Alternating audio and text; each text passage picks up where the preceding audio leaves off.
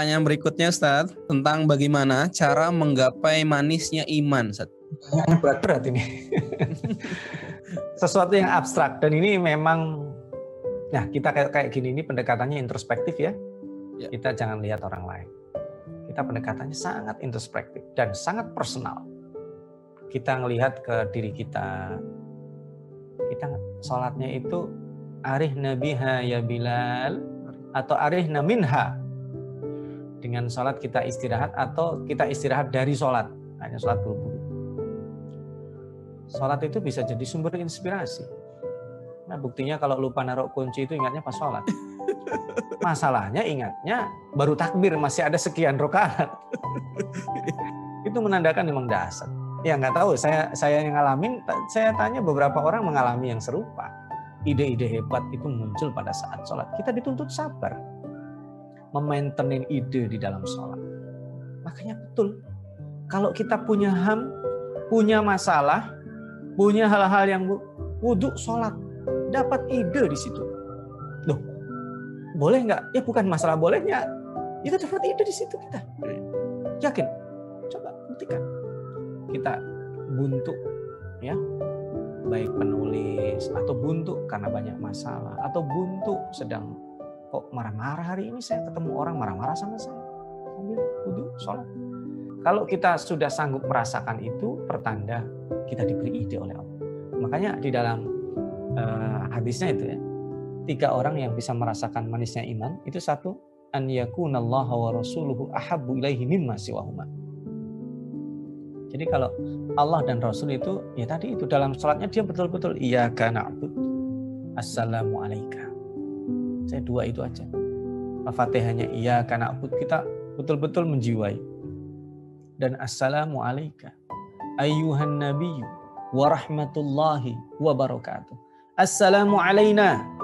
Oh, berarti saya perlu komunitas baik. Wa ala ibadillahi shalihin. Yang ada di paling timur, paling barat, paling utara, paling selatan. Sama. Sholatnya sama. Jadi di sini ada komunitas kita. Itu kalau sudah bisa gitu. Atau yuhibbal mar'a, atau dia menyukai saudaranya, ya, tidak menyukai kecuali sama seperti atau melebihi atau sama seperti dia mencintai untuk dirinya sendiri. Oh, ini berat juga.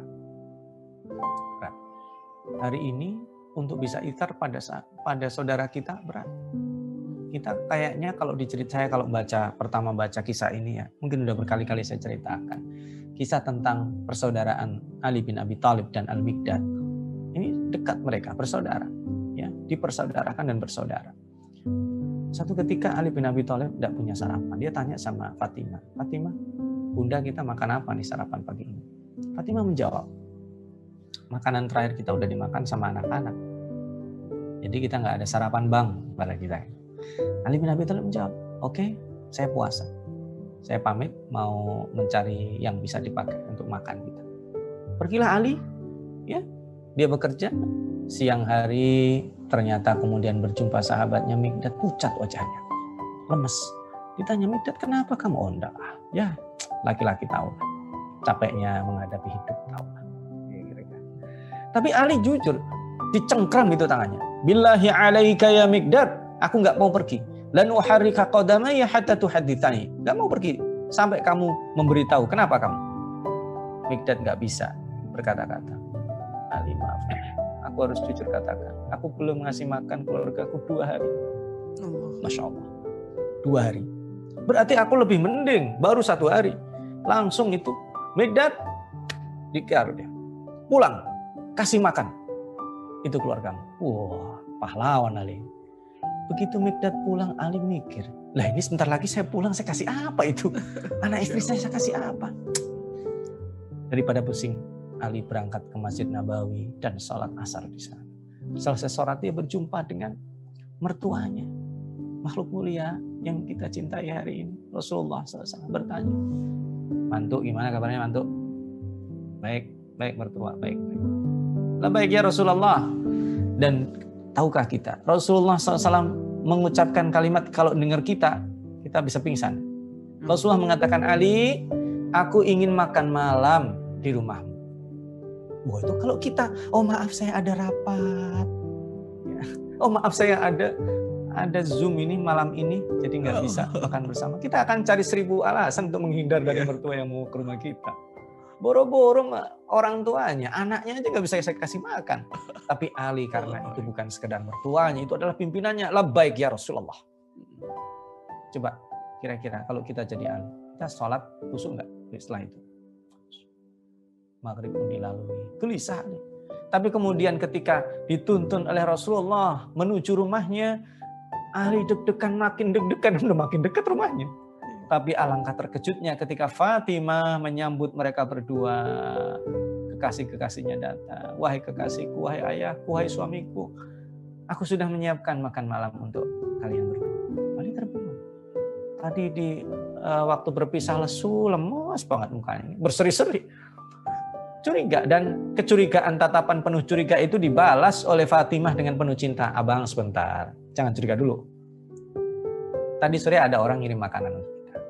Masya Allah, subhanallah. Dan Rasulullah tersenyum. Ali, ketahuilah, tadi sore juga tuh Jibril nyamperin saya, memerintahkan saya makan malamlah di rumah Ali. Subhanallah. Keajaiban itu kalau dikisahkan terjadi di hari ini. Kita ini berpikir kontributif sulit. Kalau kita bisa berpikir kontributif, pernah nggak? Al-Fakir merasakan pernah. Kita memberi orang, tapi hati kita plongnya. Itulah disebut halawatul iman. Karena kita membenuhnya dengan energi. Ya, tapi jangan dikatakan lebih baik 5.000 plong daripada 1 juta nggak plong. Ya gimana? Rasanya sayang dong ngasih 1 juta nggak plong gitu. Masa yang plong tuh cuma 5.000 doang. Harusnya yang apa ya, yang dimasukkan ke amal-amal baik itu ya yang berpeci lah, ya berpeci warnanya merah, itulah paling nggak minimal. Dan yang ketiga, yang terakhir, kalau kita membenci kekufuran, ya kita mencintai dan kemudian membenci kekufuran, sangat tidak ingin sebagaimana kita dilempar ke neraka. Itu 3 hadis halawatul iman. Mudah-mudahan kalau kita bisa salah satunya, kita bisa semua, mudah-mudahan salah satunya bisa kita lakukan. Itu saya kira. Wallahu a'lam.